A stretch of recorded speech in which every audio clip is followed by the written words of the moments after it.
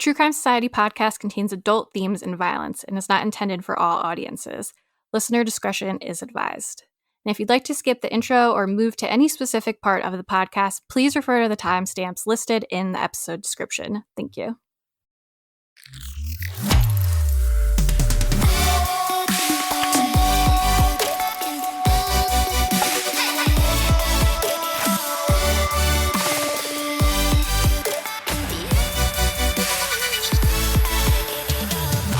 What's up, guys? Welcome back to another episode of True Crime Society podcast with Stephanie and Olivia. It is Mother's Day when you are listening to this, or around Mother's Day. It is March here, though, currently, so we're just pretending that it's Mother's Day. So yeah, on the Patreon, I asked Olivia if she had any Mother's Day plans that she knew about months in advance, but she will be traveling, so she does kind of know about them. Hopefully. I'm still not quite sure if it'll all happen, but we'll see. Speaking of Mother's Day, I have both of my children here. Jack is visiting. He's holding on to the microphone stand if there's any noise. And Peep is also here. We're all here together. And so is Mike. Oh, God. Stop. Yeah, we're all sitting on the bed in my podcast studio. JK, it's my bedroom. It's funny here because it's actually, we are pre-recording some episodes for when I go on this trip. So it's Sunday morning here, which we don't usually pre-record. And I've got the whole house to myself. My husband's gone to get the groceries. Oh.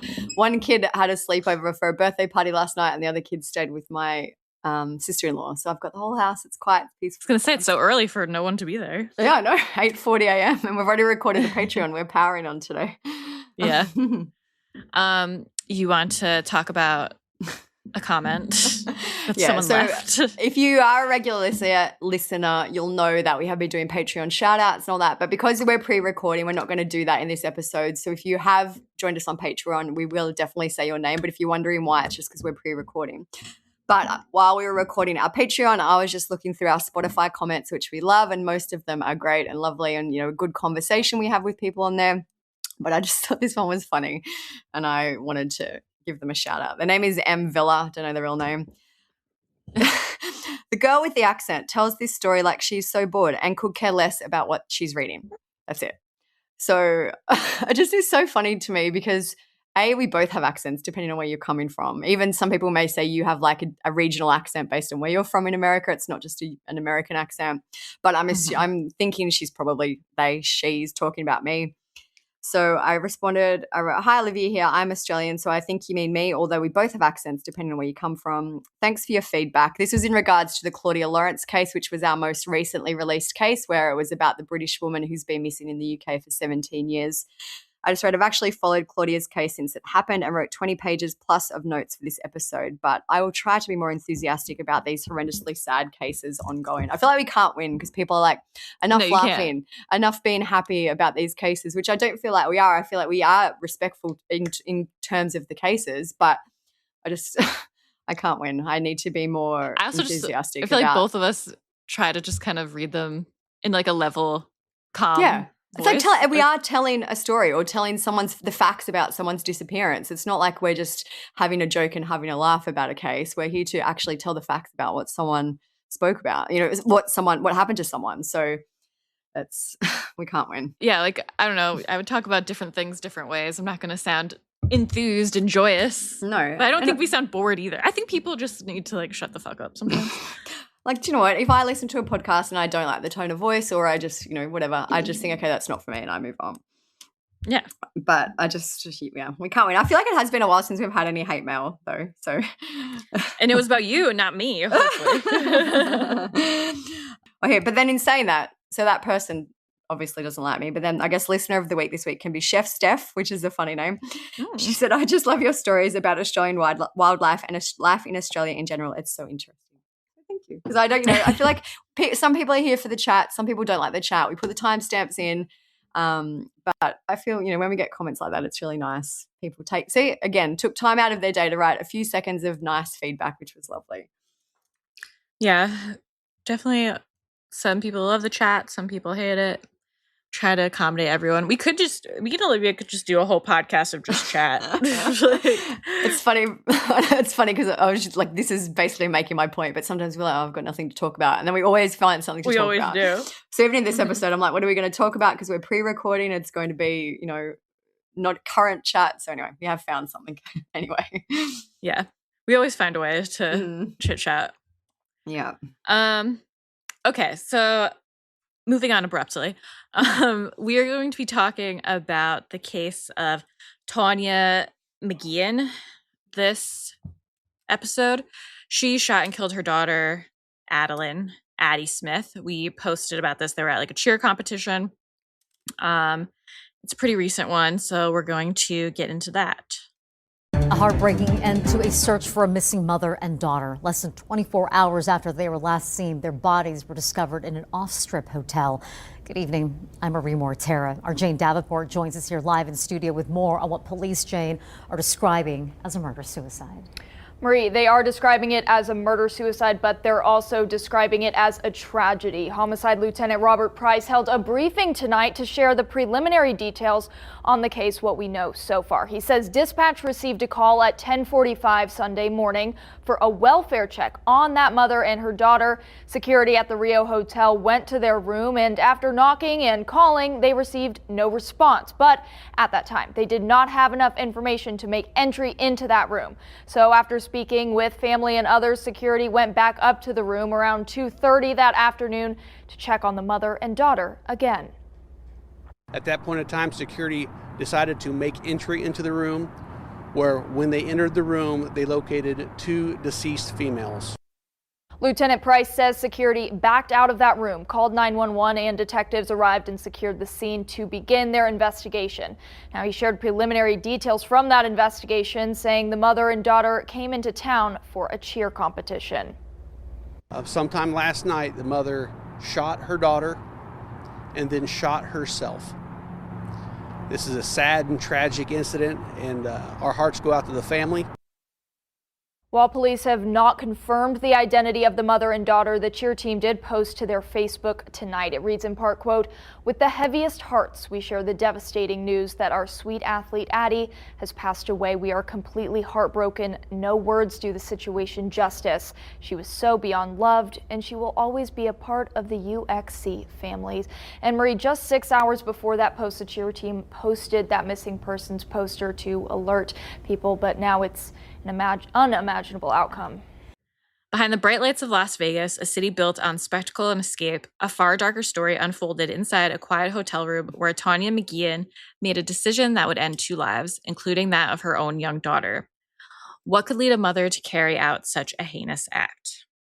Tawnia McGeehan, who's 34 years old, shot and killed her daughter, Addi Smith, who was 11, while they were in Las Vegas for a cheer competition. She then took her own life.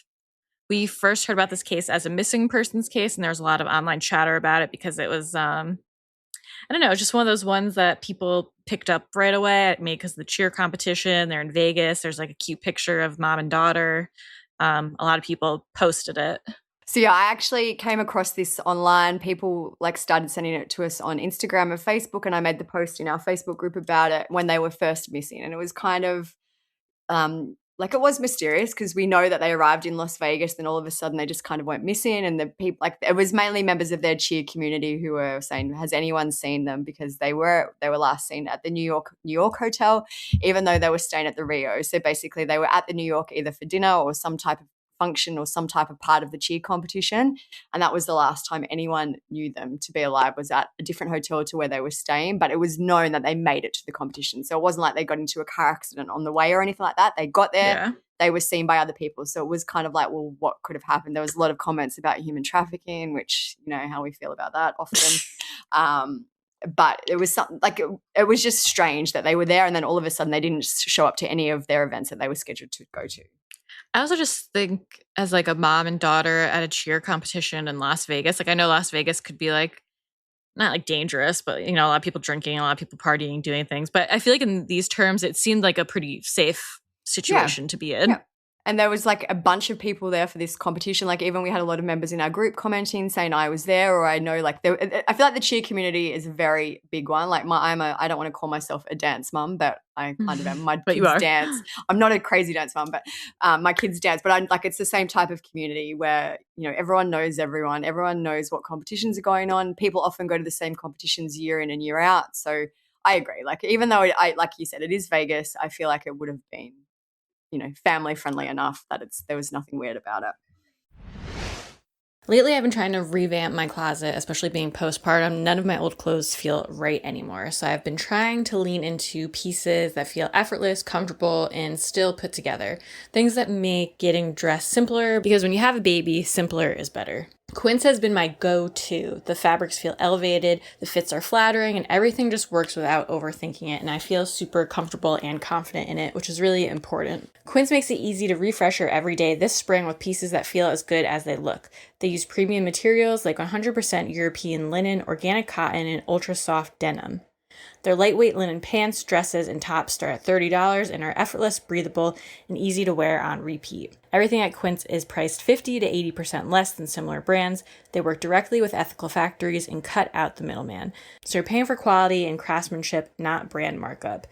I even bought some pajamas for baby Jack because I love the quality so much, and when they came, I was so surprised at how nice the fabrics felt considering how affordable they were. It's really great. Refresh your everyday with luxury you'll actually use. Head to quince.com/TCS for free shipping on your order and 365-day returns. Now available in Canada too. That's QUINCE.com/TCS for free shipping and 365-day returns. Quince.com/TCS. So as Olivia was just saying, we learned that the mother and daughter were staying at the Rio Hotel, but were last seen by members of the cheer team at New York, around 8 p.m. on February 14th, 2026. Before we delve into the full story, we'll get into some background on the people involved. Tawnia was born on April 7th, 1991 in Salt Lake City, Utah. We believe that Bradley Smith married Tawnia around 2014, and Adeline was likely born that same year. Her obituary doesn't say her birthday, but calculated it by her being 11 years old in February 2026.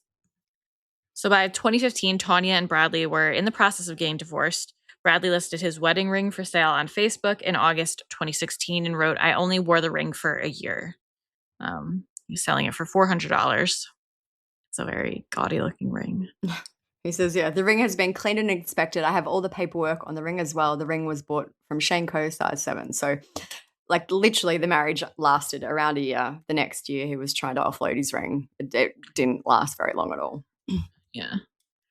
The divorce was finalized in 2017, and over the next 9 years, the couple fought over custody of Addi. It was originally agreed that Addi would live with Tawnia while Bradley would have joint custody. Tawnia was involved in 5 incidents involving custodial interference or electronic harassment between June 2017 and August 2020. According to court, she pleaded guilty to 2 misdemeanor charges, which were later dismissed through a plea in abeyance, though a judge denied her request to expunge them from her record. In another case, she received probation and a suspended jail sentence, while in a 4th, a misdemeanor charge was reduced to an infraction. In a 5th case, the charge she faced was dismissed. Oh my God, there's so much going on that I'm struggling to say them all. That's a very chaotic time. Yeah. In May 2020, the court issued an order to show cause directing Tawnia to appear and explain why she should not be held in contempt for allegedly failing to pay insurance costs and for denying parent time. The order warned she could face sanctions, including up to 30 days in jail.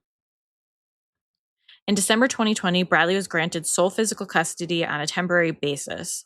The judge found it was in Addi's best interest to change custody. The judge had concerns that Tawnia had engaged in behavior described as being on the spectrum of parental alienation and had committed domestic abuse in the child's presence. The order also questioned her co-parenting skills and required that her parent time be supervised by a third party at her expense. Oof, harsh. Yeah. Just to note that Bradley does also have a record. His record includes a DUI in 2023, a few traffic offenses, and child support liens in 2015 and 2024, and a trespassing charge from 2013 that was dismissed. In May 2024, a judge signed an order modifying the divorce decree, awarding the parents joint legal and joint physical custody on a week-on, week-off schedule. Exchanges were to take place at the child's school when in session or at the Harriman Police Department when school was not in session. The order required the parents to park 5 stalls apart during exchanges and prohibited either from recording the child during those transitions. One attorney said, "That's a red flag. If you have to mandate 5 parking spaces, things are really having to be controlled here." I thought the same thing. That's not that I am an expert in this at all or know much about, but I was like, I've never heard anyone else say that before. Yeah. Just makes you wonder what happened in the past that led up to that. The order also permitted the other parent to keep Addi overnight if one was unable to pick her up from school during the scheduled parent time.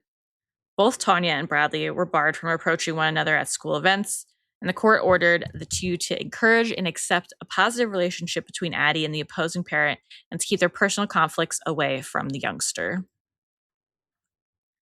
They also had to make Addi available for FaceTime on Tuesday and Friday nights at 6 p.m.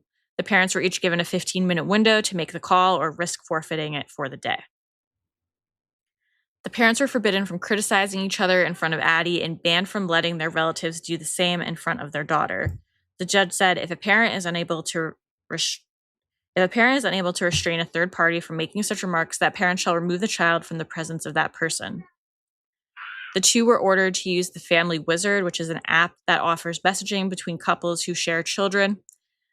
Bradley and Tawnia were told they could only text each other directly if there was an emergency involving their daughter. So yeah, it seems like a lot is being very tightly controlled here. I understand that, when marriages go sour, things can be very difficult, but I don't know. I can never imagine. Obviously someone might come at me and say, well, you've never been in that situation, which I get, but it's just so much for them not even to be able to be civil for the sake of their only daughter together.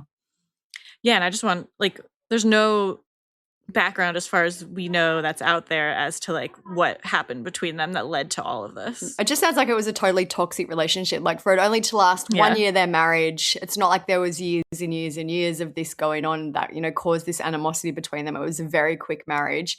They obviously both were just very strong-willed in what they wanted to happen after the divorce. And they, I guess, it sounds like both of them were equally as toxic as the other. Yeah.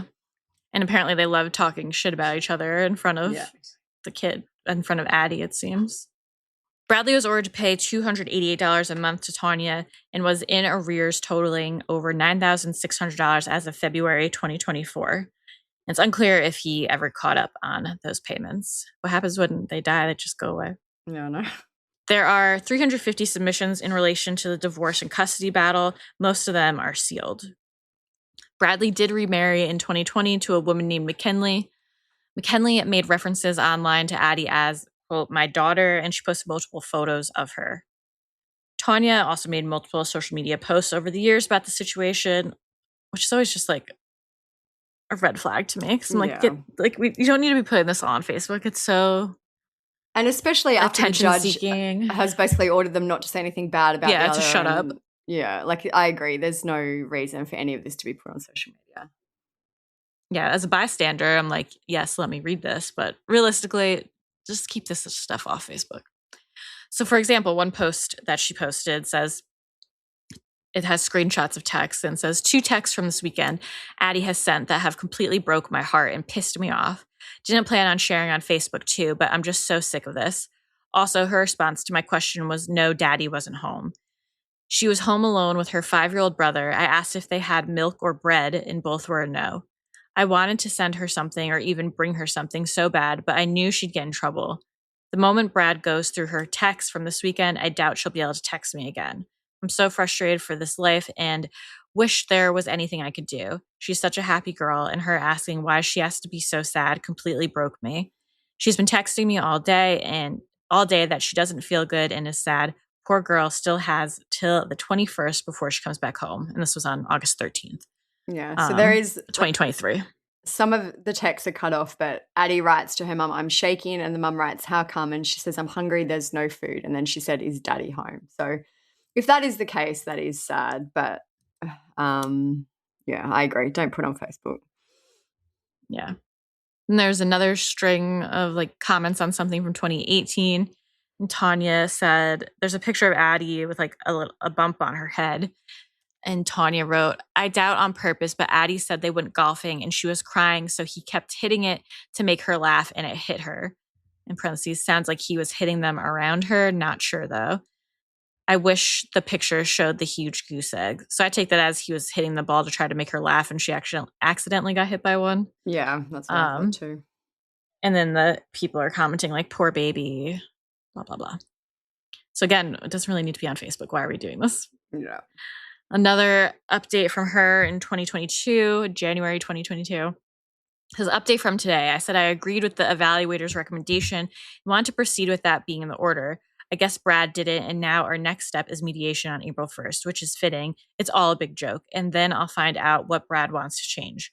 My attorney is still attempting to have it solved before then, but if it isn't and we don't agree at mediation, then it'll go to trial. I doubt we will agree since I won't agree to having less custody and having Addi's school changed, which I think is what Brad wants to argue. And someone commented and said, he doesn't seem to have our best interests at heart. I hope you can get it worked out soon. And Tawnia said, he never has, and I highly doubt he ever will. He wanted her to have 2 separate doctors just so he doesn't have to drive 10 to 20 minutes extra to go to the doctor she's had since she was born.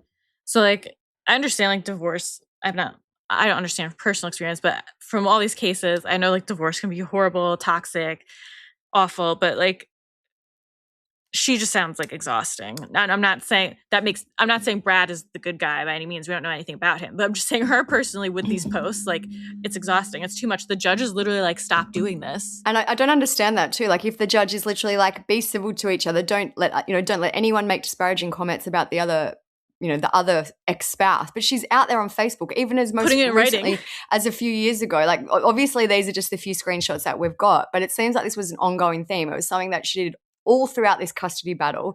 Just wouldn't have been working in her favor to do so. I don't understand why. I guess she used it as like a venting platform, or as, maybe it was her support where people would, because people did make it's like comments. Text them though. Yeah, I know. Like, do it privately. There's no need to have it on Facebook, where now, like, for instance, we have the screenshots. So it was very, who very doesn't know any of these people, publicly available for someone who is going through such a horrible custody battle and was told to be civil and not have any contact or say anything bad about the other partner. And just like, it does nothing to protect your child. Like, if she got the chance to grow up, like, I don't think she'd want all of her business online for literally anyone to read, basically. Like, growing up, when you go to high school or whatever age you are, like, you can get bullied. People can look that stuff up and like be mean to you about it. Like, just, it was a dumb choice on her part. So that is the background that we have into Addi and Tawnia and her dad and everything that was going on. So it sounds like there was this big, messy custody situation. And as of 2026, which is when this horrible incident happened, Addi was a member of the Utah Extreme Cheer Team, which they call UXC. She and Tawnia traveled to Las Vegas to take part in the competition, as we mentioned. They were last seen by the other team members Saturday, February 14th of this year, 2026. So the following day was February 15th, and Bradley, Addi's dad, began to worry when he couldn't get in touch with Tawnia or Addi. At 10:43 a.m., he called the Las Vegas Police Dispatch to request a welfare check. Bradley told the dispatcher that nobody on the cheer team had heard from them and he couldn't get a hold of either of them. He said he had spoken with them the day before and everything seemed fine. I'm assuming he probably spoke with Addi. It doesn't sound like he and Tawnia were having a very cordial relationship, but either way, he knew they'd arrived in Vegas safe and they were there. Bradley told authorities that Tawnia had prescription medication with her, but he didn't believe that she had a gun or any problems with any other illegal substances or any substances. We are now hearing the 911 calls made by the father of a Utah girl shot and killed by her mother earlier this month. Police say 34-year-old Tawnia McGeehan shot and killed her 11-year-old daughter, Addi Smith. This happened February 15th at the Rio Hotel and Casino. We are hearing that they were here for a cheer competition, and we've reported that McGeehan and the girl's father have been involved in a long custody battle.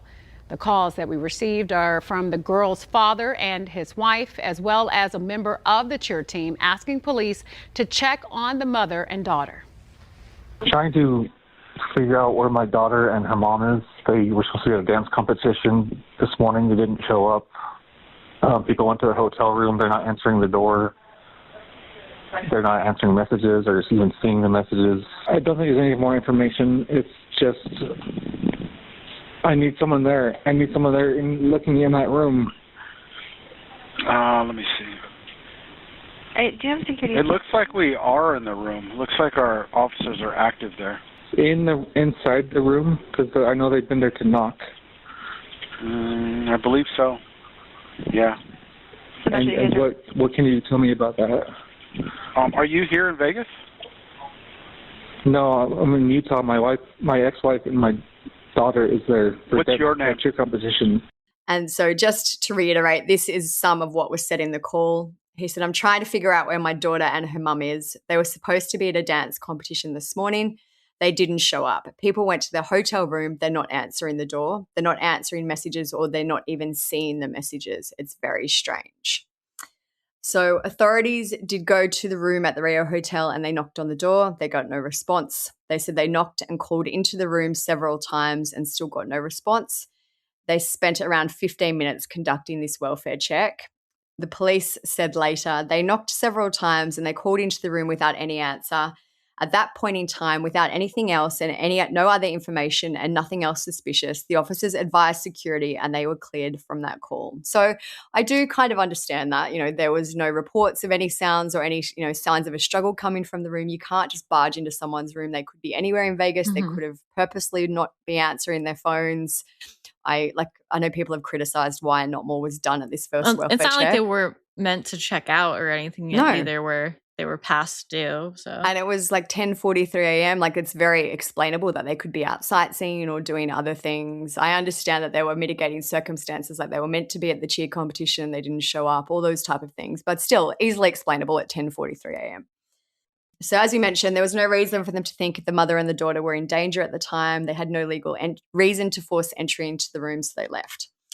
So it is believed that Tawnia and Addi drove a vehicle to the Rio and that car was still said to be in the lot at that time. So this is why people were speculating about human trafficking. They're like, well, they were obviously made it there, but they're not there, so something has happened to them. And like, I've been to Vegas a few times. People were saying that to get to the Rio, it feels like you can walk it from the Strip, but it's actually this kind of weird, it's like an illusion almost, that it seems much closer than the walk actually is. And they were commenting that the walk was dangerous and maybe something happened to them along the walk and they were kidnapped or abducted or trafficked. And those were the types of scenarios that people were going through at the time. So this was at the point that the missing persons reports and posters started being circulated online. This is one of the posts that we saw, and it was from the cheer team. It says, Utah Extreme Cheer is asking for the public's help in locating a missing athlete and her mother who were last seen in Las Vegas. They said, this is not the post we ever wanted to make, but we need the cheer community's help. At this point, we are extremely worried and police have been contacted. So McKinley, who is Addi's stepmother and Bradley's wife, made this post. She said, my daughter Addi and her mum are missing. Please share the post and call and text with any information. Thank you.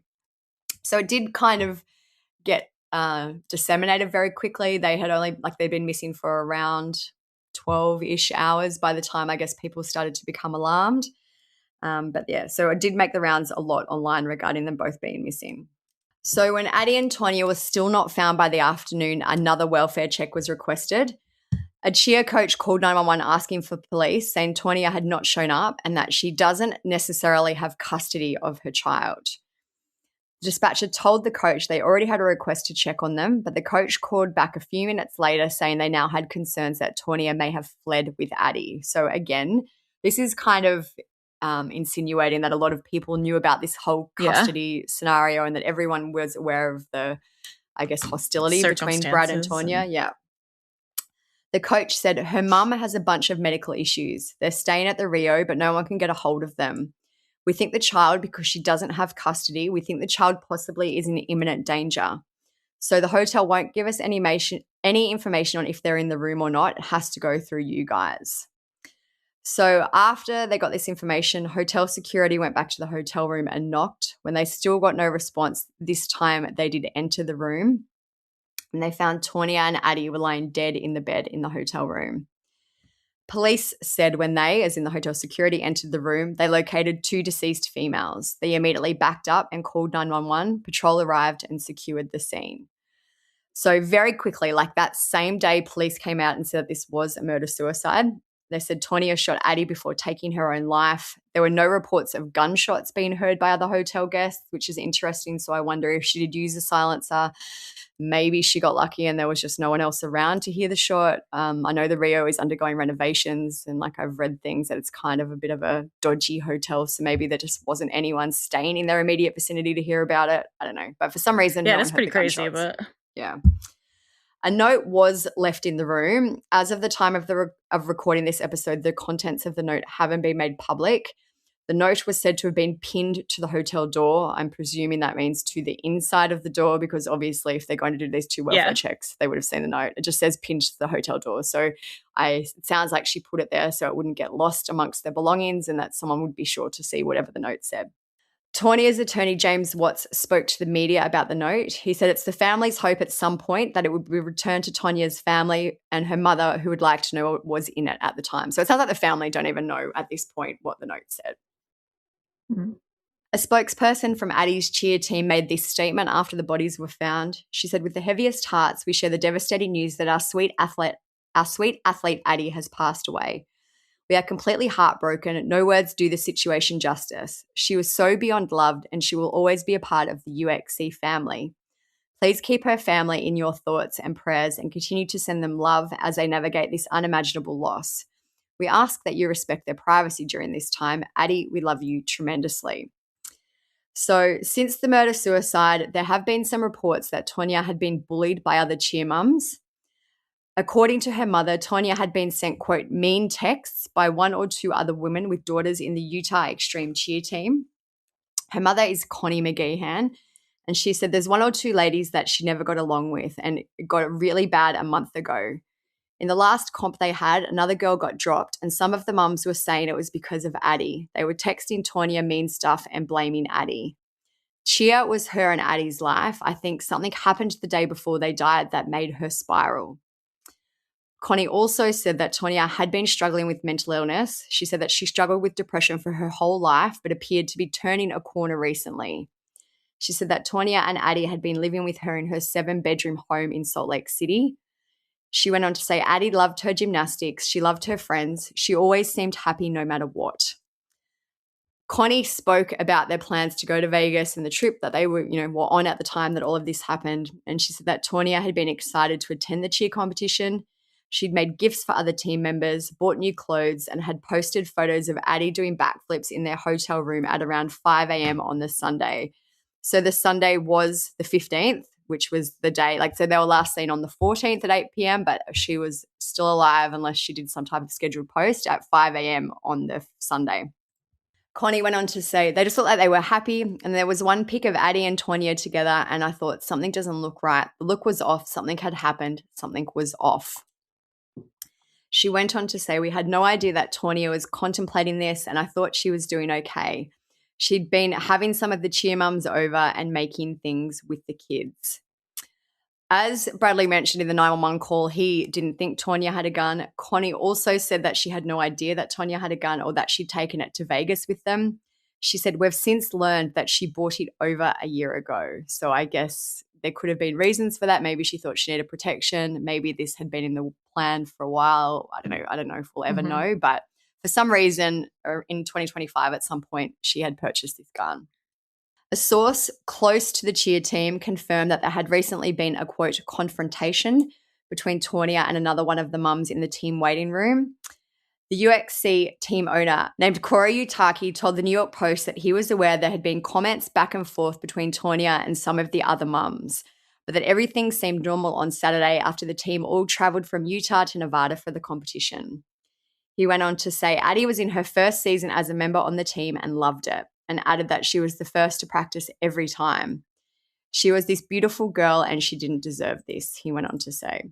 Since the murder-suicide, there has been investigation by the media into the kind of mean girl world of cheer mums, which was an interesting aspect to the case. This info is from the New York Post, and it talks about the whole, phenomenon of it. It says, an investigation by the Post uncovered Facebook threads riddled with venom, mums accusing other children of stealing spots, threatening to report rival families to gym owners, and celebrating when rival competitors faltered. In comments, parents blasted judges as corrupt and labelled 10 and 11-year-olds as lazy. One mum wrote, "So many of these mums are living through their daughters. Their makeup is pasted on, their hair is glued down. It looks like an old lady's. Why in life does it have to be a competition? Let them have fun, laugh, positivity, etc." Another mum from Nevada described Facebook groups where parents dissected children's performances frame by frame. She went on to say, "They're 10, but you'd think this was the Olympics, the way the people act. If your daughter gets centre stage, another mum is messaging 3 others about how the coach is playing favourites." Several parents also claimed that it was common for cheer mums to accuse each other's children of stealing spotlight positions and to suggest certain families had inside influence. These are some comments that I've pulled from the article. Someone wrote on Facebook, "So many cheer mums are the absolute worst, just brutal freaks. This is the perfect use case for you don't know what someone else is going through, just be kind. The mother is still at fault. She clearly was having mental difficulties and a jerk pushed her over the edge. For what? Most of their children won't go on to cheer forever. It's a sick world." My only thing is, not to like interrupt what you're saying, No, it's fine. just was thinking about it because you said a jerk pushed her over the edge. She planned and brought the gun with her. Mm-hmm.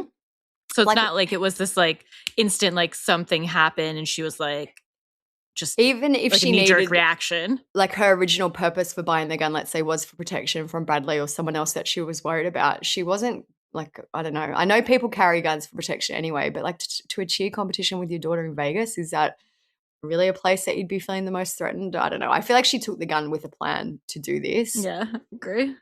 Not saying that there wasn't like cheer mom drama, but I just don't think it was like a knee-jerk reaction to something. Yeah. So there's just some other interesting aspects of kind of the bullying in the cheer world that I pulled out. Someone said, "It's like high school but with credit cards and carpools. If you didn't align with the dominant mums, your kid felt it." And that mother said that she made her decision to pull her daughter from a competitive team last year. And I'm not saying also, just to clarify, that these aren't all related to Addi's team members. This is just about the cheer mum world in general, and people are relaying their experiences after this and insinuating that maybe Tawnia felt bullied because of her experience as a cheer mum. Mm-hmm.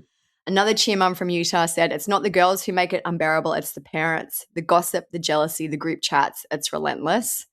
Another mum, this one from Texas, said that she spent more than $15,000 in a single season on her daughter's cheer, career.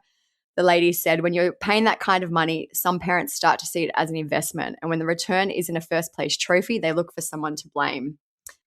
One mum wrote, "I walked out of the gym with my daughter last year and I never went back." And another mum wrote, "I just dropped my kid off and head to the nail salon so I don't have to deal with any of that." That's probably what I would do. This is a conversation I found online and I pulled it just to discuss because I thought it was quite interesting. They're talking about the cheer world toxicity. Someone wrote, "Does not excuse their actions. Unfortunately, in this sport, many girls and mums can be very mean. Many coaches pit the girls against each other, do not support team building." And someone replies to that person and says, "It doesn't, but sending mean text to someone with inner thoughts could push someone to the edge. She may have not been stable and everything just ticked her off. Mental health is a real thing. So people should be a little nicer and thoughtful, as we never know what one person is going through. Not justifying what she did though, because that poor girl had her life ahead of her." Someone said, "It's also in dance. I've seen it too." And then there's this other person commenting, "Right, I've dealt with that for 4 years with mums at our high school. Even the coach we bumped heads with, and never did it cross my mind to end my life or my daughter's life. That is satanic, if you ask me." So That's true. There's a lot of theories out there. In terms of the main theories about why this happened, the two ones I feel are mental illness, and I guess maybe she was being bullied within the cheer community, and that could have led to an escalation in her mental health declining. I don't feel like the cheer part of it was the only reason for doing this. I feel like it was probably just a part of this whole entire mess that led to this murder-suicide happening. Yeah, I agree. I think she clearly had mental health issues. And that's really what it came down to. Like that person said, a lot of people deal with kind of bullying in sports and mean girl behavior as adults still and as kids. And most people don't kill themselves and their daughter. No, and also obviously there's been this documented history of like I feel like the divorce history shows that there is some mental illness going on, like just the way that she acted, the way that Bradley acted. I don't know, what was going on. There was a lot going on there, so that would have been a stressor. The fact that she was living with her mother, that would have been probably a stressor, I'm assuming too. Plus the fact that, this cheer thing is a lot of money. Like, I don't know how much it cost them to go to Vegas. I'm assuming it would have been at least a few $1,000s. The competitions cost a lot. I know in terms of dance, everything costs a lot of money. Everything. So that could be a financial stressor on her. So she's got the custody battle that still seems to be ongoing. Her contentious relationship with Bradley, this obvious financial stresses. She was living with her mother. She was enabling her daughter to participate in a very, very expensive hobby. I just feel like there was a lot going on. And if there was this cheer bullying, that could have just been the absolute straw that broke the camel's back. I think it was mostly a fuck you to Bradley, though. Yeah. Yeah, I guess, yeah. I feel like, I don't know if I feel, I don't get me wrong, I feel like that absolutely was part of it, but I feel like maybe it was just more of a desperation thing at the end for me. That's the feeling I get. I guess it could be, like she wanted to end her own life but didn't want Addi to like go with him. Yeah, absolutely. I could see that. But I also wondered too if she did it in Vegas, like she clearly took the gun with her for a reason. I wonder if she did it in Vegas because she wanted Addi to have like one kind of last little fun experience and, do it in a fun place, like be happy one final time, like kind of like a final goodbye essentially. And maybe she did it while Addi was sleeping in the bed. I hope that's what happened. And Addi had no idea what was going on. So I could see, like, otherwise, why bother going to the cheer competition? Why make this effort to drive all that way and, participate in part of it and then to carry out the murder-suicide? I feel like that would be her reasoning. She's like, okay, this is enough. I can't take this anymore. I don't have any money. I have all these other things going on. I just want one last nice time with my daughter. I could see that being her kind of unhinged reasoning at the end. Also, maybe so her mom didn't have to find their bodies either. I feel like a lot of times that's why people do it in hotels or in public places, because they know that they'll be found by someone else other than their family, and they will also be found quickly. So it's not like she could have done it, for instance, in their car in the middle of the desert where they may have not been found for a month. People often do that, so they know that their families will be informed and they will be found quickly. They won't just be kind of laying there for months or even years sometimes waiting for someone to find them. Yeah. And just to go back to with like all the talk about cheer moms and a lot of the mean girl behavior and cheerleading, I think it's honestly with any like competitive tournament travel sport, because even like me and my sister played travel softball growing up and it was the same stuff. So not to just put a bad name on cheer, like might be a little bit worse there, because I feel like a lot of it is kind of based on like appearance and I don't know the right word, like just like the performance in general. Yeah. I feel like that could add like a little bit more to it. But I just feel like in every competitive sport, there's always that like favoritism and like the certain groups getting together and like leaving out other parents. And, like I feel like I've always seen that. I've got their obituaries up so I can talk about that just to make it a little bit longer quickly. So I don't know if they'll ever release the contents of the note. Maybe they will provide more of an insight as to why Tawnia thought this was her only way out. But I feel like we may not ever hear much more about this. This happened just over a month ago. The last media articles were 2 and 3 weeks ago. So I feel like it's one of those cases where it'll just be speculation ongoing. I did find it interesting that their obituaries are both online. I won't read them all because they're quite long, but I've put them in the blog. But I'll just read out. This is part of Addi's, which I'll start with. She goes, they say, with broken hearts and endless love, we announce the passing of our beautiful daughter who was taken from this world far too soon. Addi was a bright light in the life of everyone who knew her. In her short time here from the moment she was born, she was an easy baby, toddler, and kid. She was content with her small world and circle of friends and family. She never wanted or needed much in life. She was always happy. She had a spirit that sparkled as brightly as her smile. Wherever she went, she brought energy and laughter. Her passion for cheerleading filled her days with excitement and purpose. So it just goes on a little bit more. But in Addi's one, there's no mention of surviving family, which I always find interesting. Whereas in Tawnia's one, this is how hers starts out. It says, Tawnia will always be remembered by those who know and love her as a mother who was passionately in love and devoted to her only daughter, Addi Hope Smith. It says, on February 15th of 2026, the lives of Tawnia and her beloved Addi were tragically cut short. Those who knew and loved them are left heartbroken, carrying questions that will forever weigh heavily, but also tightly holding on to the beautiful memories they gave us. Goes on to speak, basically, it's all about Addi, her obituary. She loved making gifts for Addi's cheer team. She loved watching Addi shine. And then it says, her life was defined by her devotion to her family, her friends. Though her time here was far too short, the love Tawnia shared will live on in every life she touched. Tawnia bravely navigated through years of torment. Her family hopes her memory will inspire greater kindness, compassion, and awareness of the importance of caring for one another. So I did find that interesting. Very interesting. Yeah, I feel like obviously Addi's was probably written by Brad and his family. Tawnia's was probably written by her mother. Someone, But if I was like Bradley's family or other people in the family that were upset about Addi being murdered, I'd be like, what is with this glowing obituary? Yeah. And like, I always find it interesting in cases of murder-suicide if the perpetrator is included in the obituary. And obviously they were very separate. They were buried separately. So it's very, very clear that this is written by two separate sides of this estranged family. But yeah, I would agree. I feel like I have no doubt Tawnia did love Addi and she lived for Addi. But it would be very hard to read as Brad, knowing that she was the one responsible for taking the life of your child. And then she's got this glowing review about what a beautiful, great parent she was. It would be a hard thing to read. Yeah, definitely. I'd be pissed off if I were them. Yeah. So that's it for this episode. Everything will be on the blog at truecrimesocietyblog.com. As always, make sure you're following us on Instagram at True Crime Society. We're always posting updates and new stories, old stories, everything going on our Instagram at True Crime Society. If you want to see what we're up to, my Instagram is _, Olivia's TCS Olivia. If you want to follow us there. Make sure you check out our Patreon. We do weekly bonus episodes, and all the episodes are ad-free, so you get 2 episodes a week from us without any ads. Plus, there's like over 130 bonus episodes in the archive that you would get access to. So we've been having a lot of people join.